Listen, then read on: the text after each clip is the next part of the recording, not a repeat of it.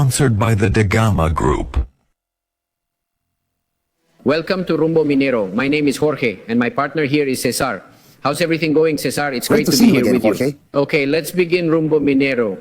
We've invited Cesar and our viewers, Eduardo Herrera, a lawyer and primarily the head of the National Anti-Corruption Defense. In discussing REINFO, the issue of anti-corruption is quite important. Let him share, if he can, Eduardo Herrera, concerning illegal mining and why it is allowed to happen. Isn't it? It's all around us in every direction and nothing is happening. We are pursuing a different approach that allows the audience tuning into mining route to grasp the dynamics of these factual representations within Congress. Jorge does not want to extend the REINFO only to 2026 and a project that was for 2027, but indefinitely until the ASM law is approved. What do you think? I think we have to figure out what side Peru is on and where the Peruvians stand. Regarding the topic of REINFO, REINFO is a trick for kids. REINFO is a document that tells you the police can't harm you much because you've been in the formalization process for 12 years. That is an absolute deception, folks, and let's take a look at which Congress members are unfortunately still insisting on something, shall we? Yep. There have been campaigns funded by illegal mining, so let's see what happens, okay? But we have a state without empires, without the ability to justly enforce the law, apply the rules because it has no way to organize our society. There you have it. There you have a proposal like the MAPE law, and you need to look at it closely and push it forward. December 31st, the last day of the year. I hope that Congress takes action and does not extend REINFO anymore, and they see the damage illegal mining has inflicted on Peru. We can't keep giving the green light to this matter because it's going to end up killing us. We are also going to have Pedro Gamio, who has been a member of the board of Petroperu and a deputy minister from the Energy Ministry, to discuss another surprising issue. Like in the highest government office, the President of the Republic, the President of the Council of Ministers does not want to resolve the appointment of the new board of Petroperu, creating a serious problem. That's right. We're going to talk to him about the directory, and of course he will give us, let's inquire about the topic of how to make progress on this matter at this moment, because the topic is always changing, Petroperu. We will also have the engineer Freddy Morales, president of the Peruvian Institute of Gas and Petroleum Engineers, for the conclusions of an event that was recently held on gas and oil, a topic that we have to push. Let's head to the main mining news with Gabriela Chicoma.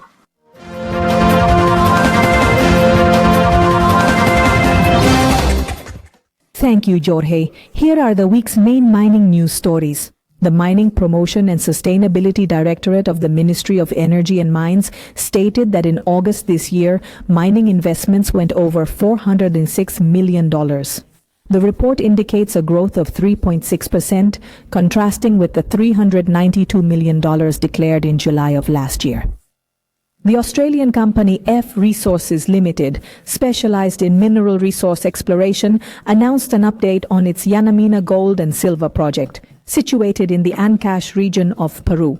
This review is taking place in a context of favorable gold and silver prices, with approaches from potential buyers interested in the project, as it is considered an open-pit extraction deposit with significant economic development potential, supported by both the local community and the developing precious metals market.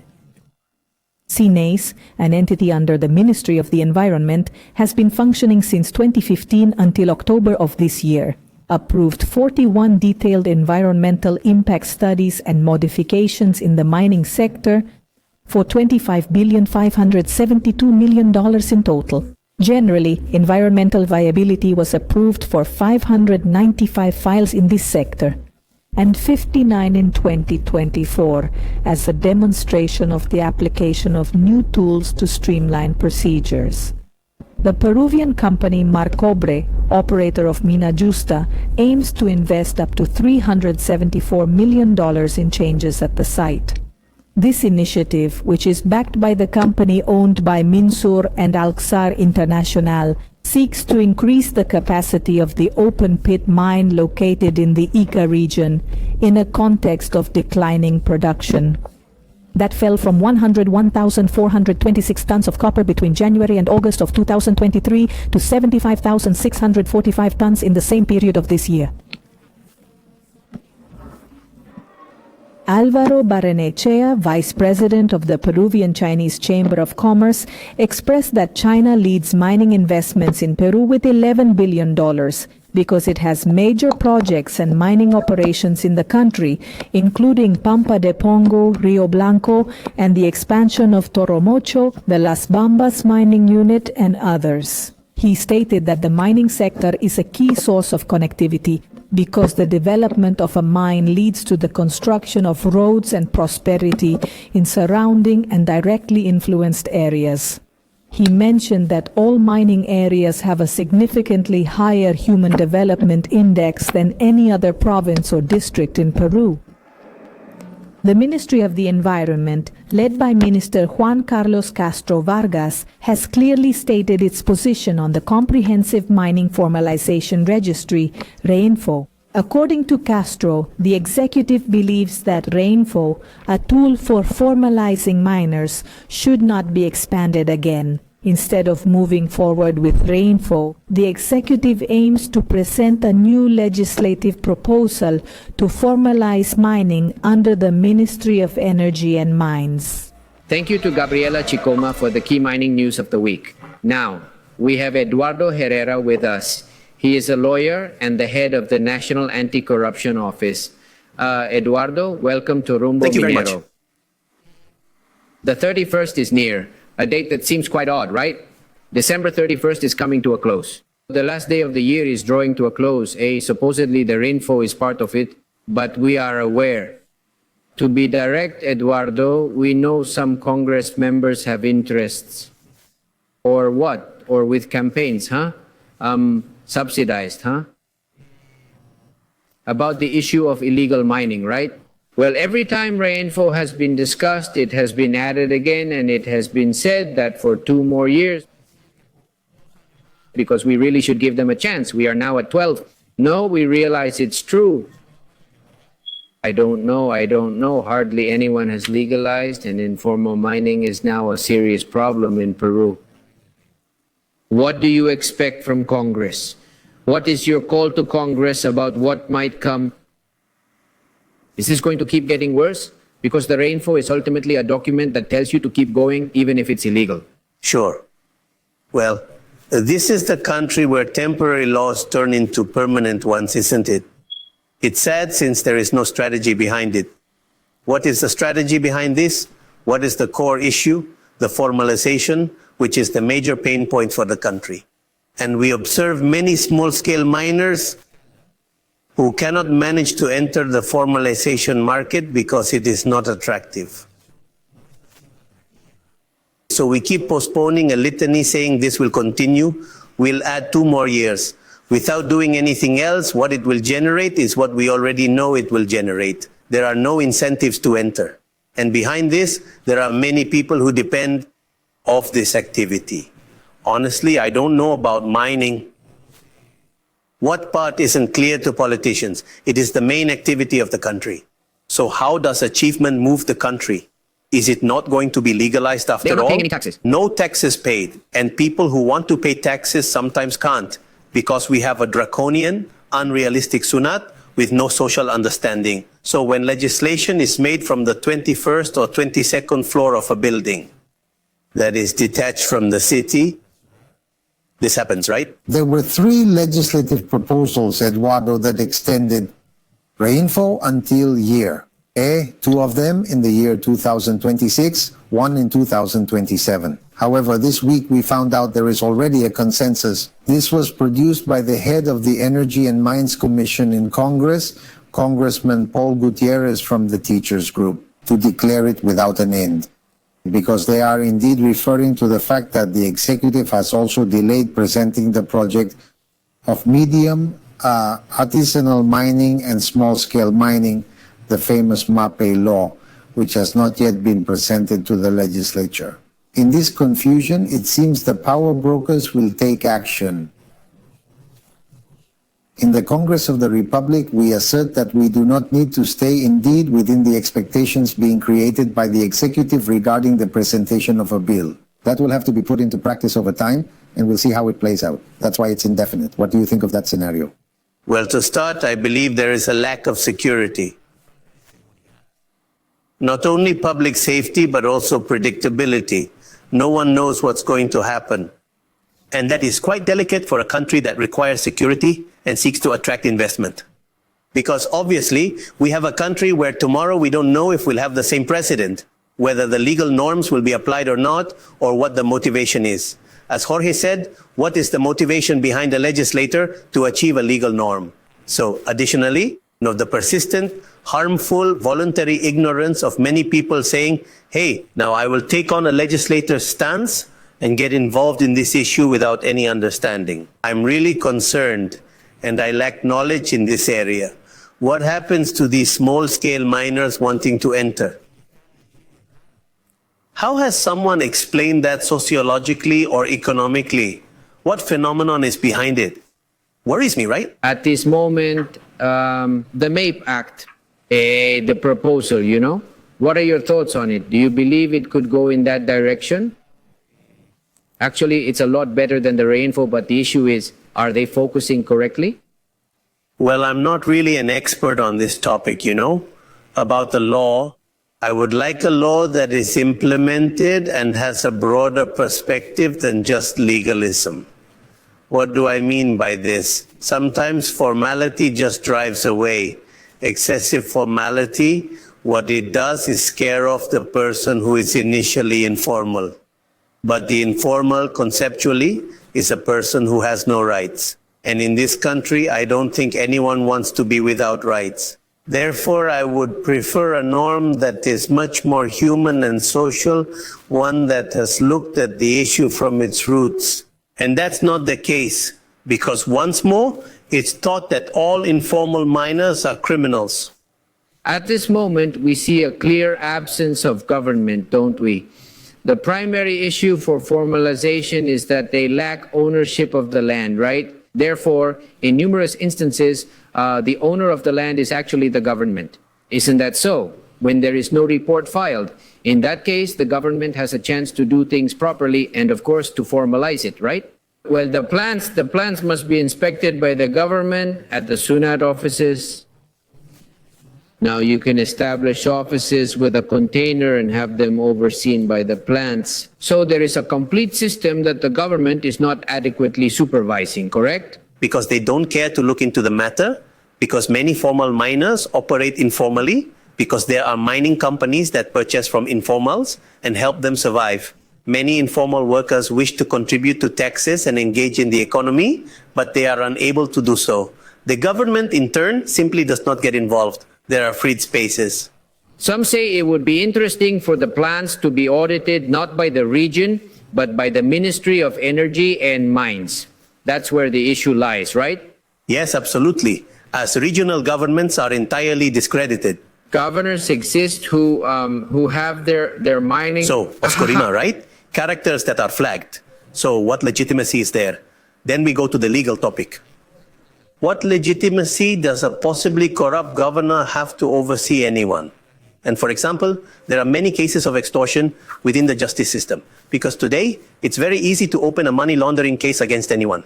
So I've heard from some places that prosecutors tell you they need a money laundering case, and then you have to pay to have it dismissed. But about legitimacy, Eduardo, if we show it in black and white, I don't think it gets us anywhere. To something significant, right? As Jorge points out, there's a lack of government. I always claim there's a lack of the state. The government may be temporary, but the state is permanent and weakened, lacking an empire that cannot enforce justice or even the legal norms that protect it. We rationally know that REINFO should not continue. However, there is social mobility that we must also consider behind all this, as it constitutes the social foundation of those seeking election. Thus, instead of guiding them toward formality, they rather consolidate them as informal or in some cases illegal, What's your reading, effectively, the sociological and political one of this? Yes, let me give you an example that might seem disconnected from the issue, but it's very relevant. The case of breakfast vendors in the districts of Lima, right? They often have their goods removed. It's the same situation. But no one wants them closed because they are informal. So we have an apartheid, right? Informal outside, out of the market, you'll see how you earn things. How do we incorporate them or we attract them? Because that is a force. And going to the mining case that drives the economy. So if I tell you I want nothing to do with you and I expel you, those people will do something. They become offenders. It's not only the miners, but also the mining-related jobs, such as transportation, that contribute to the industry's impact on employment. Jobs like housework, etc., right? There. That could be a way to conclude. One possible solution might be to provide them with assistance and guidance, but the tiered tax system is something that many entrepreneurs find unappealing. But the truth is that a person who is illegal will end up paying 30% of their earnings per year and 18%. We need to do something gradual, something more sensitive, right? Certainly. Or why not allow them a brief period during which they don't have to pay taxes? Why not? Because we can't treat everyone the same? Or perhaps an amnesty? In some years, a sort of amnesty was created for people with fortunes abroad, allowing them to bring their money into the country. Therefore, we need to think outside the box for ways to include these people in the economy. Excellent. Well, many thanks to Eduardo Herrera for coming to visit us here at Rumbo Minero. We hope to see him again soon. The existence of the National Anticorruption Office is crucial for our society. Due to the strong connection with illegal mining and the willful ignorance of certain authorities, this topic is of great importance. This relates to fighting against corruption. Thank you for being present here. Thank you so much now, for your commercial kindness. break, and then we return. By the year 2025, it is projected that Peru will attract over $6 billion in mining investment, cementing its position as a prominent destination for global mining operations. Via Expo Mineros and Suppliers, MinPro 2025 greatly enhanced commercial transactions for the leading mining industry and its suppliers, maximizing their business potential. Reserve your stand and engage in the most thorough mining fair in the sector, with displays, talks, and business rounds in one venue, on June 24th and 25th at the Lima Convention Center. Make deals with Peru's top economic force. Don't be left out and secure your booth at minproperu.com. Well, we are now with Pedro Gamio, as we all know, former Director of Petroperu and former Deputy Minister of Energy. It is clear that we will discuss Petroperu in a dedicated program, and the subject will be, let's take a look, how we seek different angles for a solution. Pedro, how have you been? At your service. A question. The situation is that there is currently no directory available launched by Petroperu. The Petroperu Union is thinking about going on strike. Meanwhile, it also suggests candidates. Let's start with the question we always ask. Can Petroperu move forward or not? Still, this union matter is one of the key topics related to the large payroll of Petroperu. And now let's say that they are putting certain pressures, right? How do you see it? Let's see. Not having a directory for a publicly traded company is a significant fact. Even more so when this company is going through a very difficult situation and has bonds that has been sold internationally and has some creditors who are tracking every moment what occurs with the company. That said, it can't be delayed any longer in forming a board because everything won with the emergency decree that allows or that has allowed the bonds that were worthless. The value of them increases, and Petroperu and Peru in reality ultimately regain trust in the international market is a fact that, sadly, no press outlet reported this year. And on the topic you asked about the union, well, the union, well beyond the subject that Petroperu requires to operate efficiently, it must find the legal means to reduce administrative staff, that is correct. But we have also seen several reports in Peru, as per the judges, there is a somewhat exaggerated concept of absolute job stability. So the way out that we can take, they handed the directory to the outgoing one, requesting Congress for a law like before. That allows the declared surplus personnel to be relocated to other public instances so that Petroperu retains the number of people.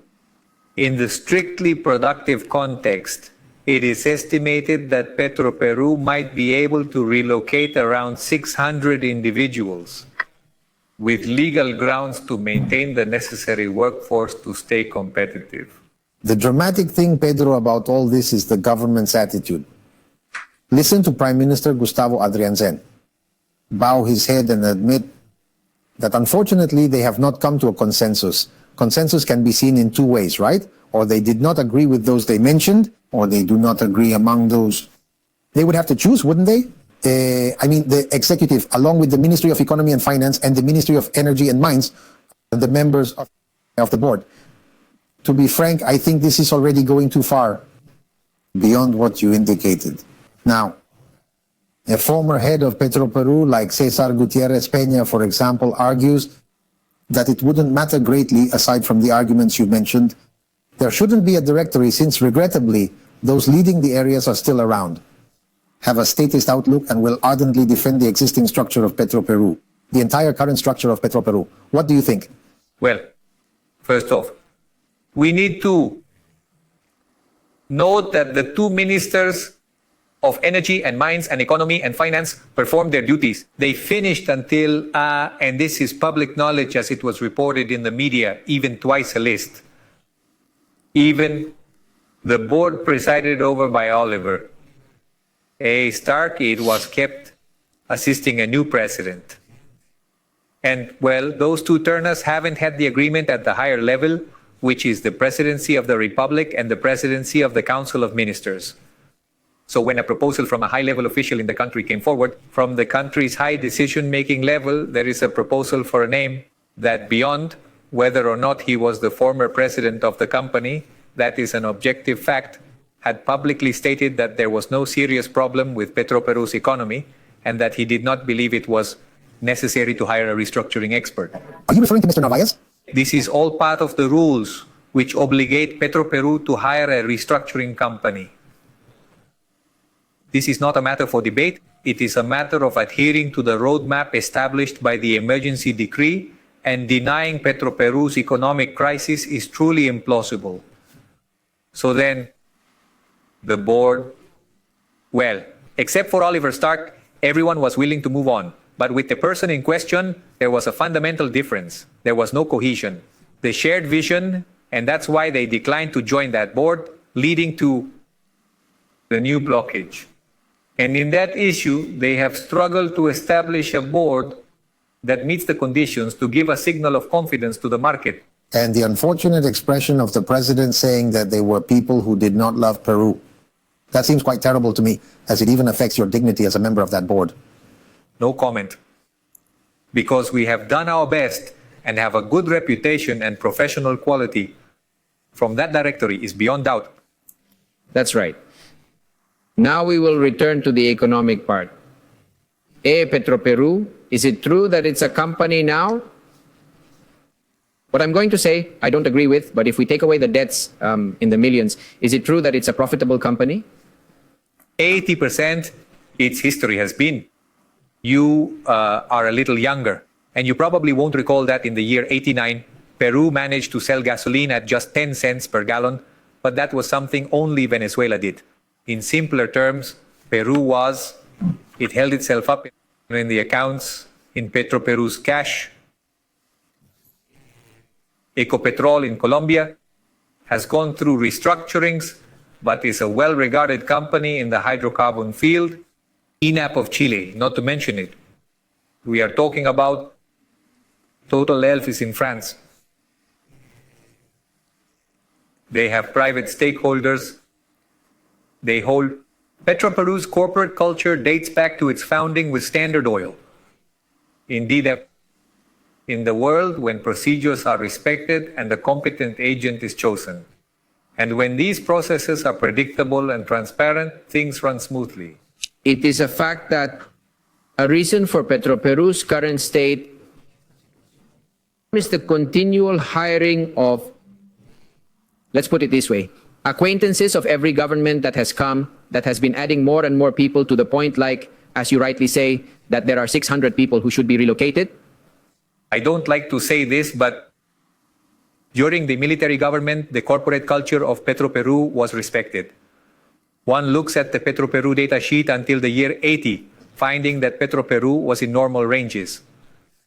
Starting from the year 80 onwards, the Petroperu payroll inflated. Each government left its mark. Regrettably, yet the most substantial damage did not occur there. The greatest damage was in the political interference, for example, fixing the government palace, which had to do with money from Petroperu? Petroperu's money for that task, or to pay Belco's expropriation, or pay all the lost lawsuits due to the state of the famous living certificate, A the tiny renowned cash box 130. of the government to... Yes, and also they sold 60% of their most valuable assets. It was not in a position to take on such a huge investment in the year 2014, to tell them to build a new refinery for a company that was worth much less than of the level of debt that was being assumed. It was not recommended unless the state backs such a significant investment, so there has been a shift in the balance point that has already worsened with the appointment of not very competent personnel in recent times of Mr. Castillo's government.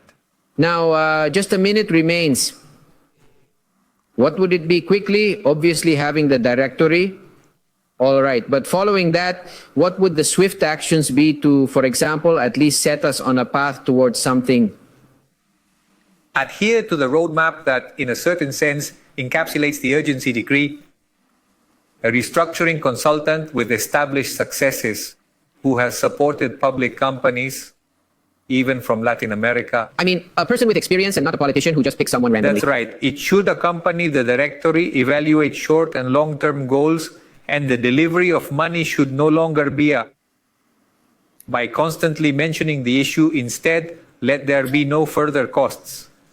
For Petroperu to look into each unit, the way to secure the top partners for, well, one, to restore market presence. For example, the refinery alone has boosted its share in the hydrocarbon market from 25% to 30%. Petroperu has assets like the Conchan refinery, which is more than a refinery. It's quite old, that creates a competitive type of asphalt. It is the capability to develop storage in the most strategic area of Lima that would make Petroperu with a private partner. I got back a piece of the Lima market, hence is that the northern pipeline obtains a competitive rate like any private enterprise. And if the state wants to take on the subsidies, they should do so at their own expense, with Petroperu being respected as a separate entity. Something like partially acquiring the independence that the Central Reserve Bank has, at least the board, which can only be removed for serious violations. Okay, thank you very much to Pedro Gamio, former Director of Petroperu and former Deputy Minister of Energy. Thank you for being back on the mining path. Thank you. Let's take a quick commercial break and come back. By the year 2025, mining investments in Peru will exceed $6 billion, solidifying the country as a major mining destination worldwide. Via Expo Mineros and Suppliers, MinPro 2025, we drive business transactions for the major mining industry and its suppliers. Book your booth and take part in the most extensive mining fair in the sector, with exhibits, conferences, and business rounds in one spot, between the dates of June 24th and June 25th, held at the Convention Center in Lima. Conduct business with the leading economic force in Peru. Don't stay out. Reserve your booth at minproperu.com. Well, we are now with Freddy Morales, President of the Institute of Gas and Petroleum Engineers. Let's talk about the conclusions of the first Gas and Oil Congress, a topic we should really promote. Hey, Engineer Morales, welcome to Mining. How are you? Good morning. Thank you very much for the opportunity. Engineer, could you provide us with some insights? We understand that the event went exceptionally well. Please share a bit about the conclusions and recommendations that were drawn from it. Well, the main idea, the spirit, the philosophy of the Congress was how or what actions can we adopt to render investments in gas exploration and production more appealing, and oil? No, why? It is public knowledge that exploration in Peru is virtually zero. Without exploration, production cannot be sustained, even in the country's weakened condition. As is also publicly known, we are around, in terms of oil, around 40,000 barrels. What supports us at the moment is Camisea, about the liquids or condensates of natural gas and the natural gas itself, right? But when it comes to oil, we are in a phase worse than terrible. This is due to earlier planning in the years. In 2010 and 2011, it was anticipated that the worst case scenario would be a minimum of 70,000 barrels of oil. We're at 40K. We are at 40,000. Throughout the years, they have consistently come and gone, as we have been visiting for nearly a decade or even longer, listening to how exploratory drilling of wells was destined for what you are describing to be zero. What has been lacking and what still needs to be done? Well, there has certainly been much mistreatment of companies. No, about international and national issues, drilling of wells. The companies that were coming have made them wait for 1, 2, or 3 years, and then they would eventually provide the environmental permits, including prior consultation and other permits that can take 2 to 5 years. It is impossible for a company to remain without producing for such a long time while still paying a permanent payroll. So what companies did was just leave, which has resulted in this anarchic situation. Because if you don't explore, and on top of that, the environmental permits, which take forever, 4 to 5 years for an exploratory well to transition into a phase commercial, according to the standard 7 to 8 years. However, in practice, it takes 10 years. Then comes the engineering phase, which adds another 4 to 5 years. After that, to get started, 2 years at least to 3 years minimum. Because you see, we are discussing a span of 18 years before you can begin an exploration and see any results. At a minimum, some cases have gone beyond 20 or 25 years. At this point, what would be the conclusion? What immediate actions should the government consider?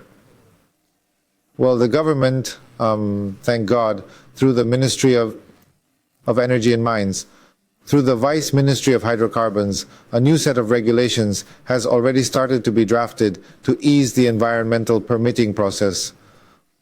Well, the axes of Congress have been exploration, from oil and gas, and the beginning of petrochemistry. A legislative decree has already been issued for the start of petrochemicals, which greatly relaxes the initiation or environmental permits in such a way that it can assist businesses in initiating their investment processes. So has this sparked any interest among businesses? Sure, it's going to be released soon. Yes, it was mentioned in the newspapers a few days ago that a similar exploration is set to occur. Sure. Why? Because Peru has potential in oil and gas. We share the same basins as Ecuador, Colombia, and Venezuela. It's identical. And why does Peru produce 40,000 while Ecuador, our neighbor, produces over 500,000 and Colombia produces 700,000 to 800,000, having reached a peak of around 1 million? And if you head further north, it keeps growing.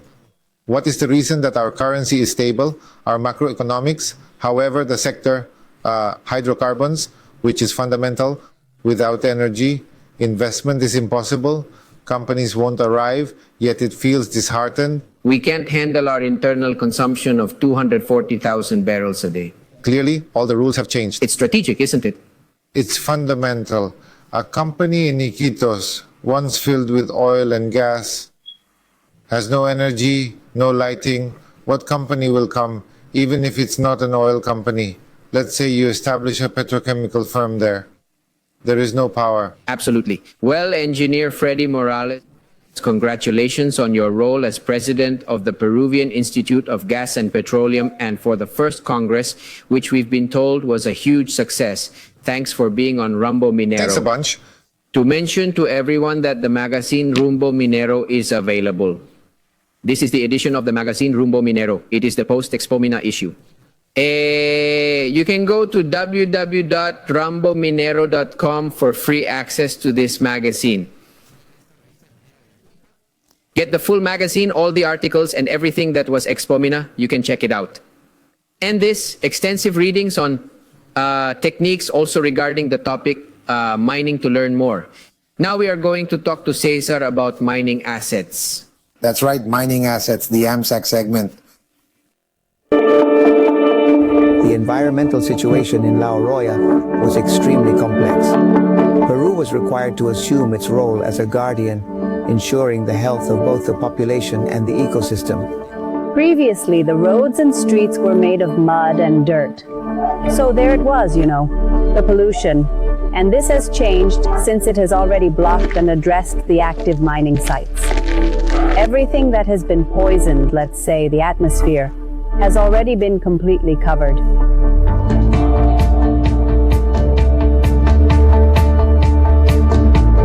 These days, Alto Marcaval has grown a lot, connecting commerce and transportation. Jobs have been created. It's a better way of life. This spot, as they say, it has developed quite a bit, hasn't it? Thanks to that, we now have further development of our association here in Alto Marcavale, right? Even the animals previously suffered from the lameness that is mentioned. The limping condition, which affected small animals unable to walk through the grasslands due to pollution, has vanished in today's world. In these spaces with exposed soils and contaminated grounds, I played with my brother, my friends, and my family. I am filled with joy to work at a company that has made a difference in La Oroya. Today's children have a completely different reality.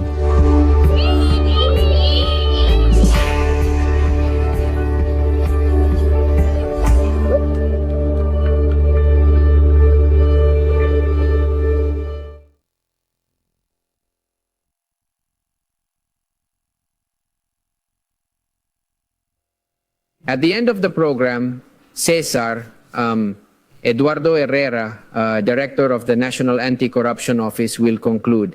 Regarding the REINFO issue, it states that we are here, and that's a fact, right? It's not only illegal mining, but it's the most dangerous, isn't it? Because 80% of the country is illegal. That's right. It runs an illegal economy, but see what it says. Let's keep moving. Treating them like, come here, hey, or let's be smart and approach them differently. An idea is what I said, the topic of graduated taxes, right? We need to find a way, but without the presence of the state. Yes. Don't send him a message saying, hey, make yourself illegal. That's what I insist. As long as our state remains weak, Jorge, we are unable to establish a legal empire in our country, and consequently, the illegal ones will keep on acting. Pedro Gamio has also taken a sensible, intelligent, and interesting stance on why it is necessary to quickly have a directory in Petroperu. Pedro Gamio is intriguing. This interview has been interesting. He also gave us immediate guidelines. Paying attention to the music, as Veco mentioned, to the immediate guidelines, don't you think? Of a serious person, previous director, the immediate guidelines so that Petroperu not only has a board, but also immediately gets on the sidewalk. Sadly, Cesar, a matter you are well aware of. The fact is that politics is undermining the situation regarding Petroperu. No, and furthermore, it is a harmful effect that impacts the dynamics of a company, and we need to know what destination it will reach. Yes, indeed. Thanks a lot. Freddy Morales also spoke about the Gas and Oil Congress, and it was quite interesting. Thank you for being with us on this mining path. We will return in a few minutes through this same signal, of course, with Peru Construy to talk about all aspects of construction and infrastructure. We hope to see you next weekend on this same channel.